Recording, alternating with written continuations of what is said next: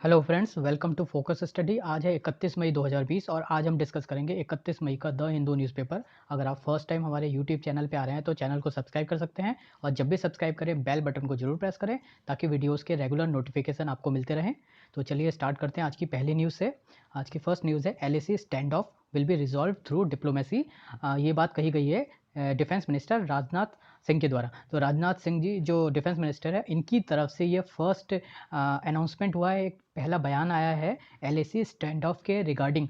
और अगर हम बात करें जो डिफेंस रिलेटेड कैबिनेट मीटिंग होती है, डिफेंस की कैबिनेट मीटिंग ऑन सिक्योरिटी, उसके किसी मेंबर का ये फर्स्ट कमेंट आया है ऑन एक महीने का जो फेस ऑफ अभी तक चल रहा है इंडिया और चाइना के बॉर्डर डिस्प्यूट को लेकर, उसके बाद।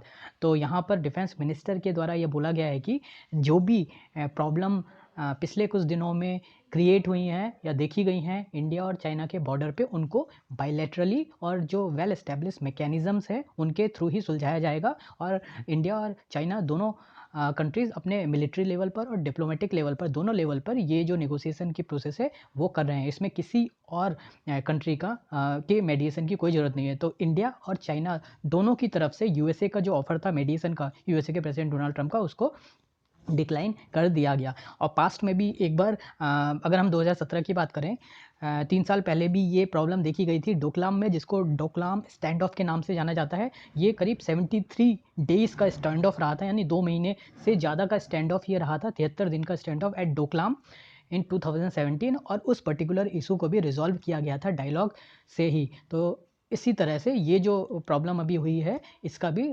नेगोशिएशन के थ्रू ही जो प्रॉब्लम का सॉल्यूशन निकाला जाएगा, ये डिफेंस मिनिस्टर का भी मानना है। और इस डायरेक्शन में दोनों कंट्रीज़ अपने अपने तरीके से काम कर रही हैं। तो ये जो मैकेनिज़म्स हैं जो इंडिया और चाइना के बीच के बॉर्डर डिस्प्यूट को सॉर्ट आउट करने के लिए बनाई गई हैं, ये मेनली 5 एग्रीमेंट्स हैं।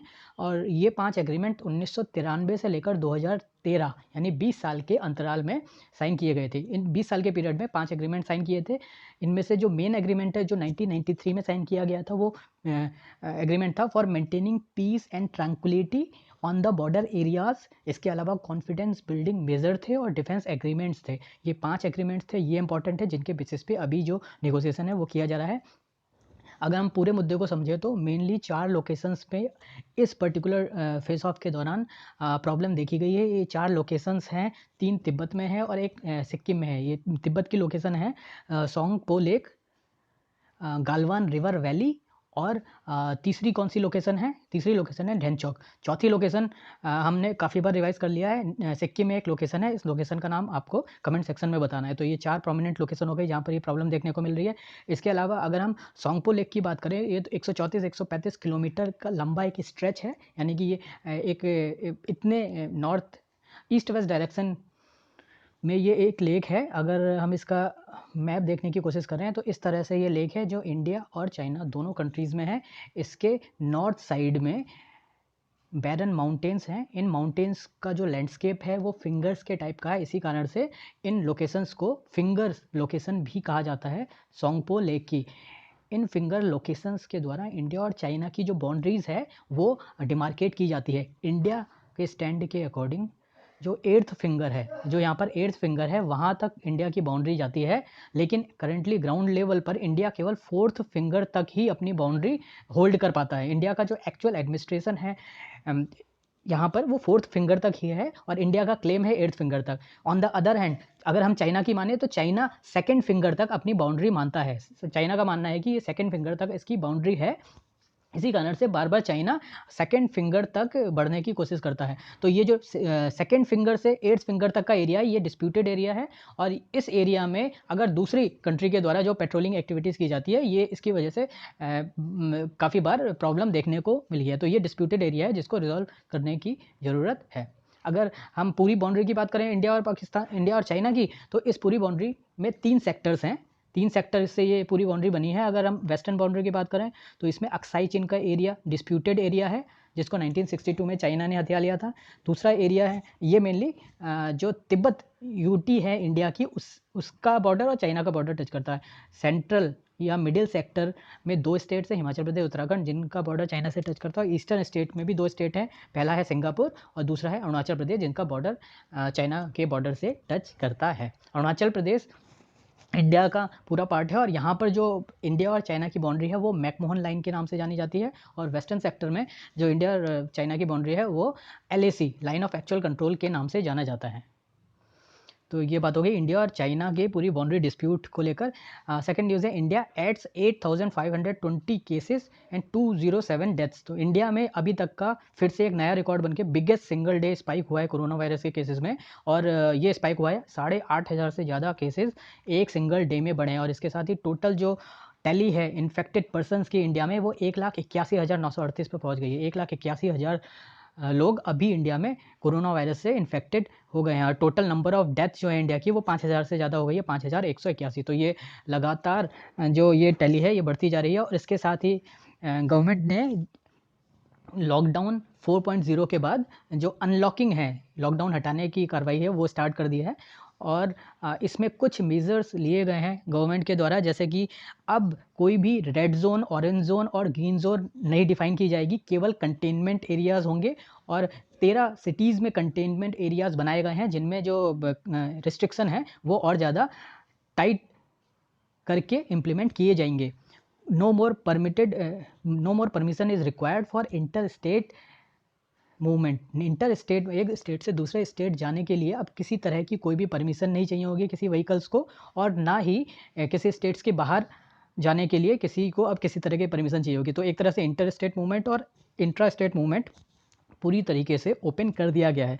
हालांकि जो मॉल्स हैं, रेस्टोरेंट है, रिलीजियस प्लेसेस है, उनको अभी ओपन नहीं किया गया, उनका डिसीजन बाद में होगा। और स्कूल और कॉलेजेस रिलेटेड जो भी डिसीजन है उनका डिसीजन जुलाई महीने में लिया जाएगा। तो ये कुछ कोरोना वायरस से केसेस से रिलेटेड जो रिलैक्सेशन है वो दिया गया है गवर्नमेंट के द्वारा। सेकंड पेज पे न्यूज़ है, ट्री ट्रांसप्लांटेशन पॉलिसी लाई जा रही है दिल्ली में। और दिल्ली में पहली बार ऐसी कोई पॉलिसी लाई जा रही है। This is first time Delhi government is coming up with transplantation policy. अब पहले हम देख लेते हैं ट्रांसप्लांटेशन होता क्या है। ट्रांसप्लांटेशन बेसिकली किसी पर्टिकुलर थिंग को एक लोकेशन से दूसरे लोकेशंस पे ट्रांसफ़र करने की प्रोसेस को कहते हैं। और अगर हम एग्रीकल्चर या गार्डनिंग में बात करें तो जो ट्री है उसको अगर हम किसी एक लोकेशन से दूसरे लोकेशन में ले जाके रीप्लांट करें तो इस प्रोसेस को ट्रांसप्लांटेशन कहा जाता है। ट्रांसप्लांटेशन और replantation is the technique of moving a tree और moving a plant from one location to another location. ये नॉर्मली नहीं किया जाता, ये बहुत ही इनफ्रिक्वेंट है, और जब भी किया जाता है बहुत ही केयरफुल किए जाने की ज़रूरत है, बिकॉज इस पूरी प्रोसेस में जो प्लांट का सर्वाइवल रेट है वो बहुत कम होता है। प्लांट ज़्यादातर केसेस में ऐसा देखा गया है कि प्लांट की जो ग्रोथ है ट्रांसप्लांटेशन के बाद काफ़ी कम हो जाती है। तो यहाँ पर हम बात कर रहे हैं दिल्ली गवर्नमेंट के द्वारा ट्री ट्रांसप्लांटेशन पॉलिसी 2020 लाई जा रही है, जिसमें 80% of trees affected by developmental activities at a particular site has to be transplantation. अगर किसी प्रोजेक्ट के कारण, अगर किसी एरिया में कोई प्रोजेक्ट आ रहा है और वहाँ पर 80% से ज़्यादा ट्री, कम से कम 80% ट्री अगर इफेक्ट हो रहे हैं तो उन ट्रीज़ को ट्रांसप्लांट किया जाएगा, यानी कि वहाँ से ले जाकर दूसरी जगह में लगाया जाएगा। अभी तक इस तरह की कोई पॉलिसी नहीं थी, केवल रीप्लांटेशन की पॉलिसी थी। अगर पेड़ को काट दिया जाता है तो उस केस में जो फॉरेस्टेशन है वो किए, उस प्रोसेस के लिए कुछ कानून थे। लेकिन ये जो नई पॉलिसी है इसमें ट्रांसप्लांटेशन के रिगार्डिंग भी रूल लाए गए हैं। एग्जिस्टिंग जो पॉलिसी है, planting 10 samples for each tree being fallen will continue. अगर किसी पेड़ को काटा जाता है तो उसके अगेंस्ट 10 सैंपल ट्री के लगाए जाएंगे अभी की पॉलिसी के अकॉर्डिंग। इसके साथ ही साथ जो नई पॉलिसी है उसने इस पर्टिकुलर प्रोविज़न को तो रखा ही है, उसके साथ ही साथ इसके एडिशन में 10 सैम्पलिंग और लगाई जाएंगी हर ट्रांसप्लांटेशन के साथ भी। यानी कि अगर एक पेड़ को ट्रांसप्लांट किया जाता है दूसरे लोकेशन पे तो उसके साथ 10 सैम्पलिंग और इंक्लूड की जाएंगी, यानी कि ट्रीज़ की संख्या और बढ़ाई जाने की बात की जा रही है। इसके साथ ही इस पॉलिसी में ट्री ट्रांसप्लांटेशन सेल भी बनाया जाएगा, ये भी प्रोविज़न रखा गया है। और हालांकि कुछ जो एनवायरमेंटल एक्सपर्ट हैं उनके द्वारा इस पॉलिसीज़ को लेकर कुछ प्रॉब्लम या कुछ चैलेंजेस भी बताए गए हैं। जैसे कि पहली चीज़ तो सबसे ज़्यादा इंपॉर्टेंट चीज़ है कि ट्री ट्रांसप्लांटेशन से ज़्यादा फोकस गवर्नमेंट का होना चाहिए ट्री प्रिजर्वेशन में। What we need is a tree preservation policy, not a tree transplantation policy, because tree transplantation की जो प्रोसेस है वो बहुत एक्सपेंसिव होती है और उसका सर्वाइवल रेट भी बहुत ज़्यादा प्रॉब्लमेटिक होता है। ट्री के सर्वाइव करने की जो क्षमता है, जो कैपेसिटी है वो भी कम हो जाती है। तो इसलिए ट्री प्रिजर्वेशन ज़्यादा इंपॉर्टेंट है, ट्री को प्रिजर्व करने की ज़्यादा ज़रूरत है रादर देन ट्रांसप्लांटेशन, ऐसा जो एनवायरमेंटल एक्टिविस्ट हैं, जो एक्सपर्ट्स हैं, उनका मानना है। ट्री को एक लोकेशन से दूसरे लोकेशन ले जाने की जो प्रोसेस है, पूरी मैकेनिज्म है, वो काफ़ी ज़्यादा एक्सपेंसिव पड़ती है। तो यहाँ पर ये इंपॉर्टेंट है कि किस स्टेट गवर्नमेंट या यूटी गवर्नमेंट के द्वारा ट्री ट्रांसप्लांटेशन पॉलिसी लाई जा रही है। तो ये दिल्ली की पॉलिसी लाई जा रही है, दिल्ली के लिए पहली पॉलिसी है, तो इसलिए भी इंपॉर्टेंट है। अब नेक्स्ट न्यूज़ है, Nagaland governors told to defer delimitation process. Nagaland governor से कुछ ग्रुप्स के द्वारा, नागालैंड के कुछ ग्रुप्स ने रिक्वेस्ट किया है कि जो डिलिमिटेशन के प्रोसेस है स्टेट में, उसको डिफ़र किया जाए, उसको डिले किया जाए। और ये जो प्रोसेस है डिलिमिटेशन की, इसको पीस प्रोसेस के बाद कराई जानी चाहिए। पहले पीस प्रोसेस जो गवर्नमेंट ऑफ इंडिया और नागालैंड गवर्नमेंट और नागा इंसर्जेंट ग्रुप के बीच चल रही है, उस प्रोसेस को पहले कंक्लूड किया जाए, उसके बाद डिलिमिटेशन की प्रोसेस करवाई जाए। तो पहले हम देख लेते हैं डिलिमिटेशन बेसिकली क्या होता है।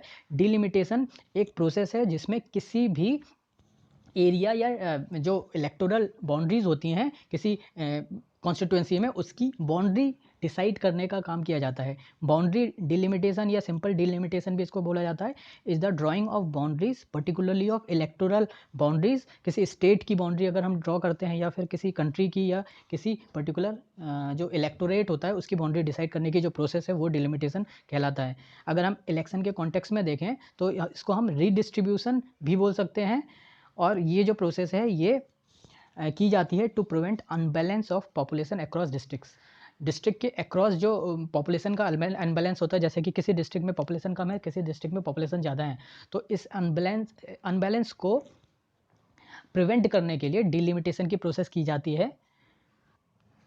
तो डिलिमिटेशन मतलब किसी एरिया, किसी कंट्री में, किसी स्टेट में किसी इलेक्टोरल कॉन्स्टिट्यूएंसी की बाउंड्री डिसाइड करना, जहाँ पर एक लेजिस्लेटिव बॉडी होती है, उसे डिलिमिटेशन कहा जाता है। और ये जो डिलिमिटेशन का मेन रिस्पॉन्सिबिलिटी होती है, ये हाई पावर बॉडी को दी जाती है। इंडिया में अगर हम बात करें तो ऐसी बाउंड्रीज़ को डिलिमिटेशन कमीशन या बाउंड्री कमीशन कहा जाता है। तो डिलिमिटेशन कमीशन के पास ही पावर होती है कि किसी कॉन्स्टिट्यूएंट असेंबली या किसी इलेक्टोरल कॉन्स्टिट्यूएंसी की बाउंड्री चेंज कर सके। और ये बेस्ड ऑन पॉपुलेशन होती है, जितना भी पॉपुलेशन का इम्बैलेंस होता है अलग अलग एरियाज़ में, उनको प्रिवेंट करने के लिए डिलिमिटेशन की प्रोसेस की जाती है। तो यहाँ पर पूरा मुद्दा है कि सेंट्रल गवर्नमेंट के द्वारा 2002 में ही स्टेट गवर्नमेंट ऑफ नागालैंड को बोला गया था कि वो डिलिमिटेशन की प्रोसेस करवाए, लेकिन स्टेट गवर्नमेंट ने उस समय मना कर दिया। इवन 2011 पॉपुलेशन के बाद भी स्टेट के द्वारा ये जो प्रोसेस है वो नहीं करवाएगी। नागालैंड की टोटल पॉपुलेशन 2011 में 1,80,000 के करीब थी, और 2001 में तो ये 11,000 थी। इस कारण से भी ये जो प्रोसेस है वो नहीं करवाई गई।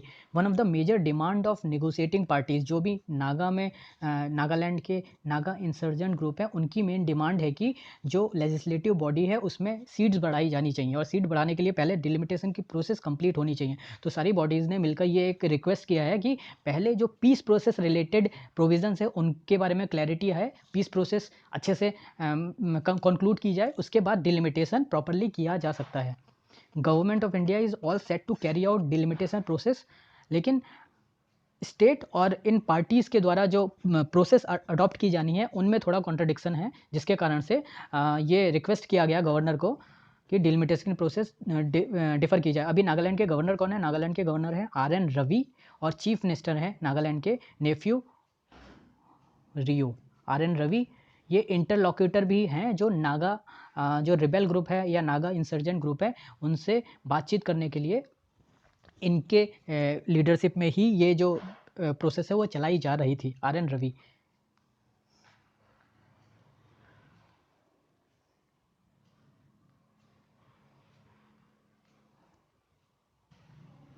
नेक्स्ट न्यूज़ है, PM cares not with in the ambit of RTI act. ऐसा कहना है PMO का।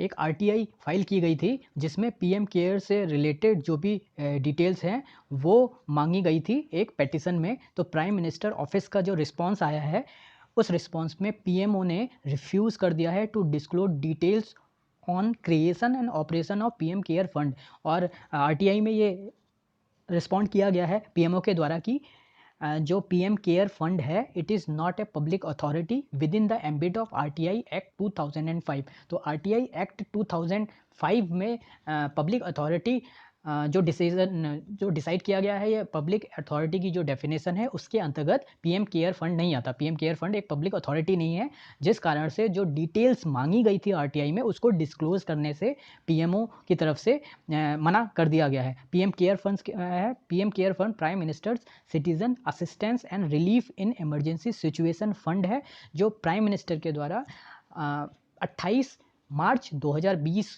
में क्रिएट किया गया था। उस दिन ये क्रिएट किया गया था for emergency situation and for donation and providing relief during covid pandemic and other similar emergencies. तो अगर कोविड-19 और ऐसी कोई भी इमरजेंसी सिचुएशन क्रिएट होती है कंट्री में, तो ऐसी सिचुएशन में जो रिलीफ ऑपरेशन दिए जाने हैं उनके लिए ये पर्टिकुलर फंड इस्टेब्लिश किया गया था। ये जो फंड है इसमें जो मिनिमम डोनेशन है वो 10 रुपये से लेकर मैक्सिमम डोनेशन की कोई लिमिट नहीं है, और इसी कारण से ये जो पीएम केयर फंड है वो इस्टेब्लिश किया गया था। पीएम केयर फंड का जो एम्बिट है वो section 2H of RTI act के अंतर्गत नहीं है, जिस कारण से इससे रिलेटेड जो भी डिटेल्स है वो देने से मना कर दिया गया है। अब नेक्स्ट न्यूज़ है, RS says no to joining virtual meeting of house panels.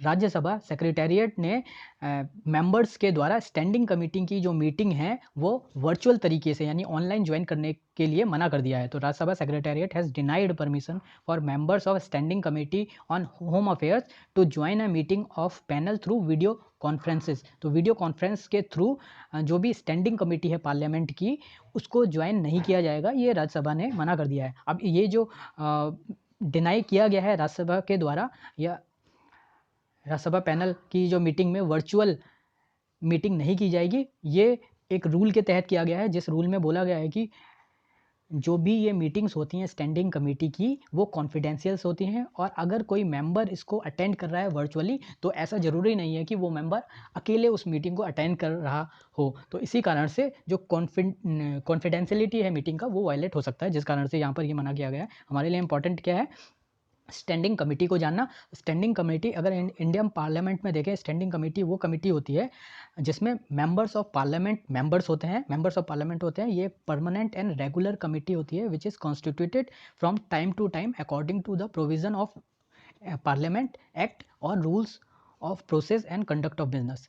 Primary purpose of standing committee क्या है, to consider and recommend actions and propose policies in the fundamental areas under their jurisdiction.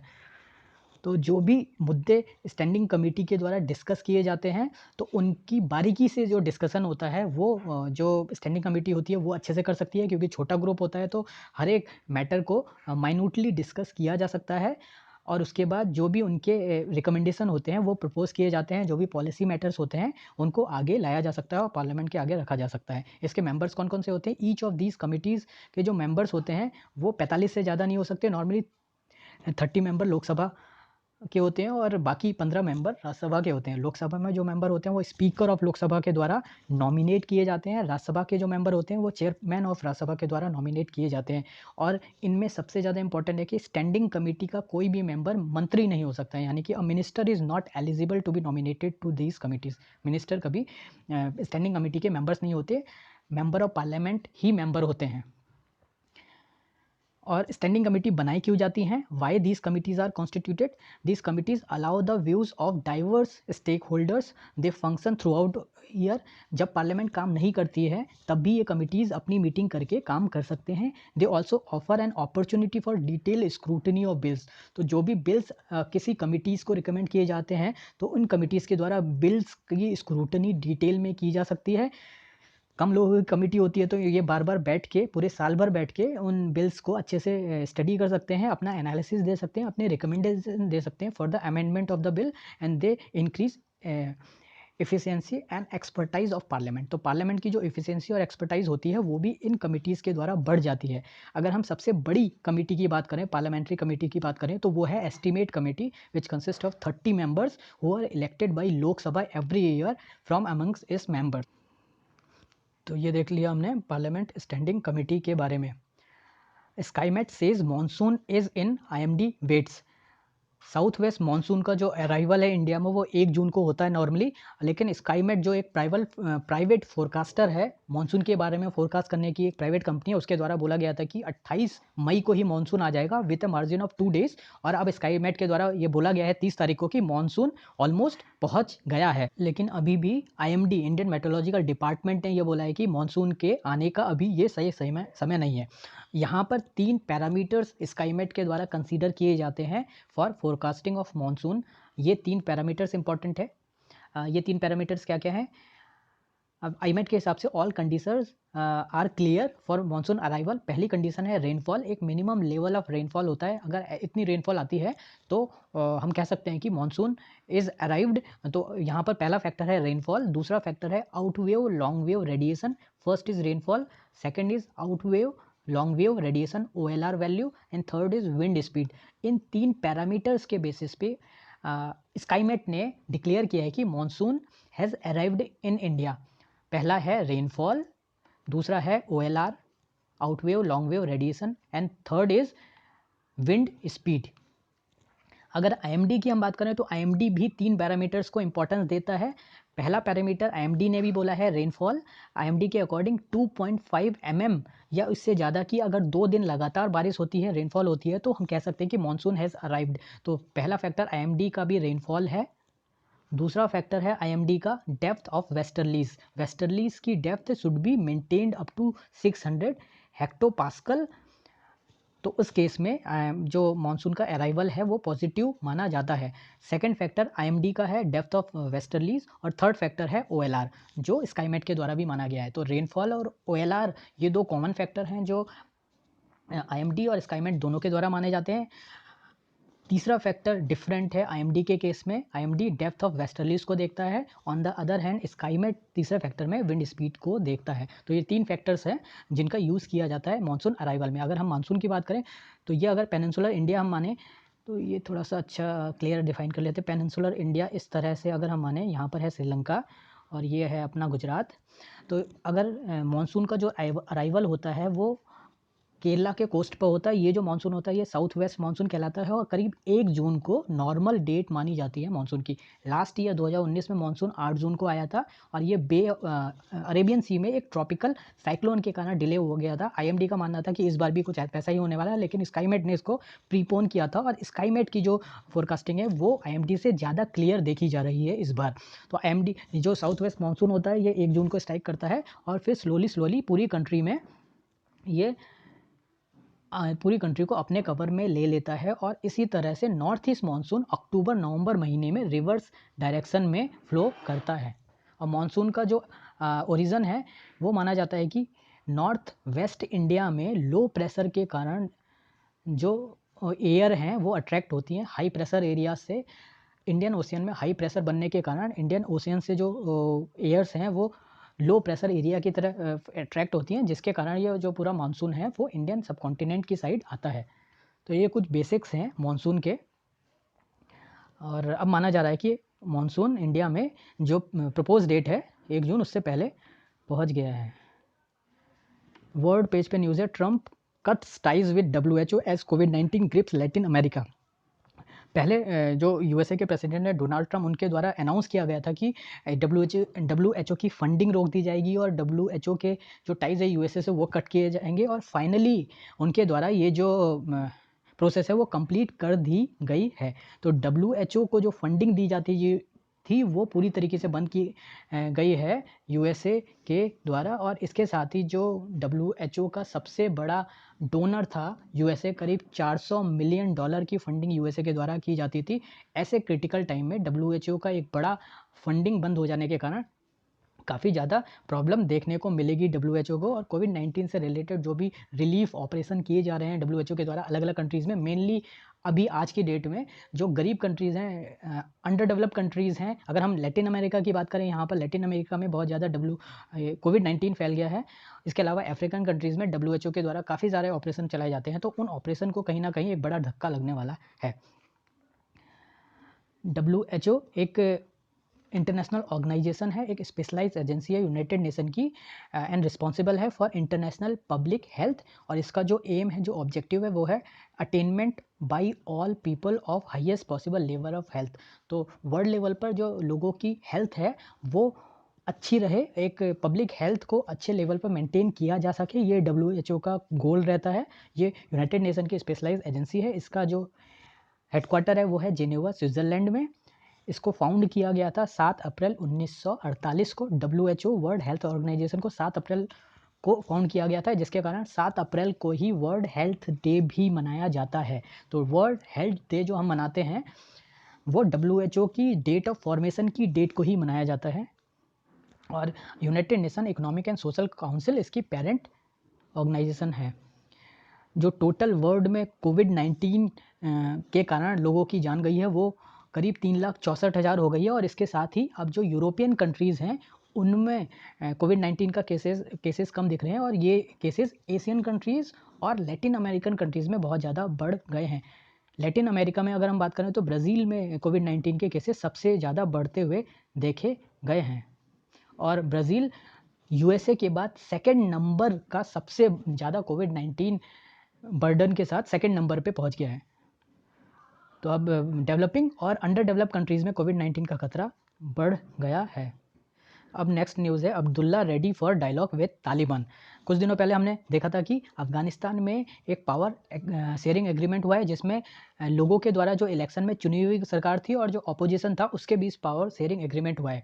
Opposition ने election में चुनी हुई सरकार के चुने जाने पर सवाल उठाए थे, और जिस कारण से अफ़गानिस्तान में जो कंडीशन है काफ़ी ज़्यादा टेंस देखी गई। पॉलिटिकल सिचुएशन बहुत ज़्यादा वर्स हो गई थी। और USA ने भी तालिबान से जो पीस एक्ट साइन किया था, जिसके तहत USA भी बाहर निकल रहा था। तो अफ़गानिस्तान के लिए बहुत ज़्यादा वर्स्ट कंडीशन बन गई थी, जिसके बाद जो अपोजिशन और गवर्नमेंट के द्वारा एक पावर शेयरिंग एग्रीमेंट साइन किया गया, जिसमें तालिबान के साथ डील करने के लिए एक काउंसिल बनाई गई और जिसके हेड के रूप में अपोजिशन के लीडर को रखा गया। तो अब्दुल्ला थे अपोजिशन के लीडर, और वो चेयरमैन हैं उस काउंसिल के जो तालिबान के साथ पीस टॉक करेगी। तो Abdullah who heads a council to represent government of Afghanistan in negotiation.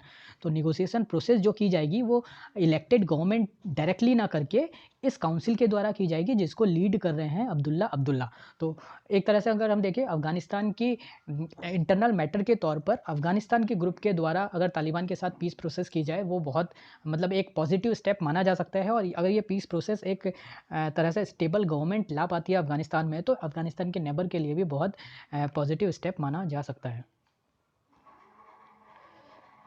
Business page पे न्यूज़ है गवर्नमेंट ब्लॉक्स वी ट्रांसफ़र एक वेबसाइट है जो फाइल शेयरिंग वेबसाइट है, और फाइलों को शेयर किया जाता है इस पर्टिकुलर वेबसाइट के थ्रू। तो गवर्नमेंट ऑफ इंडिया की तरफ से government has ordered internet service provider, वो कंपनीज जो इंटरनेट की सुविधा देती हैं उन सारी कंपनीज़ को गवर्नमेंट ने ऑर्डर दिया है कि file sharing website WeTransfer को सिक्योरिटी रीज़न के कारण ब्लॉक कर दिया जाए।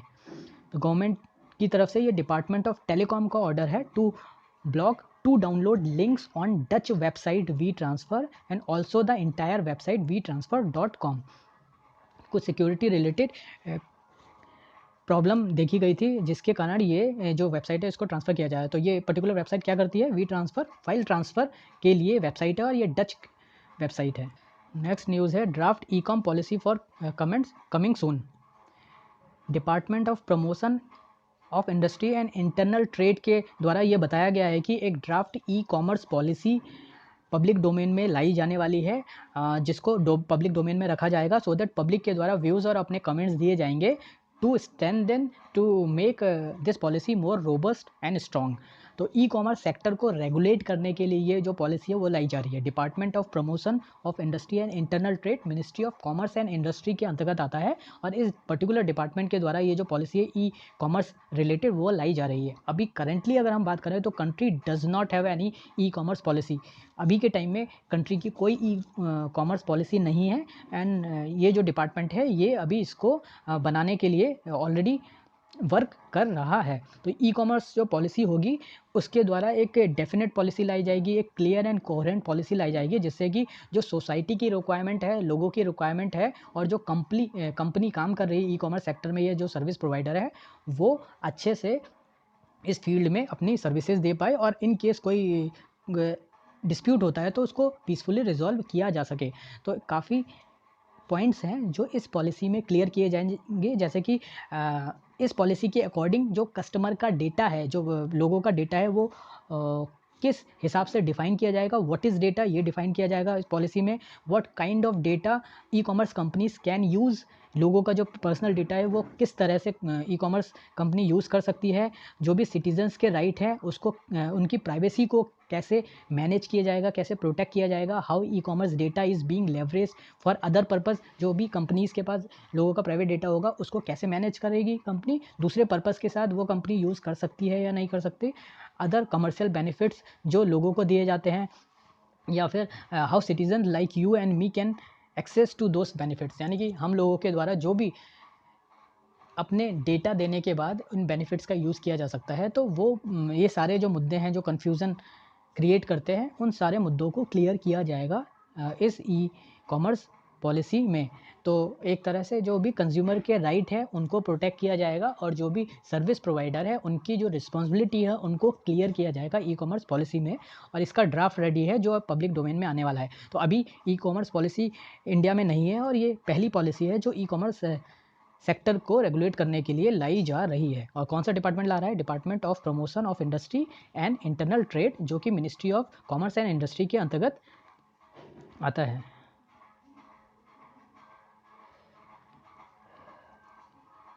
तो ये थे आज के न्यूज़ आर्टिकल्स। आई होप कि आपको पसंद आया होगा, और अगर आपको पसंद आया तो वीडियो को लाइक करें, शेयर करें, सब्सक्राइब करें और कमेंट भी करें। Thanks for watching.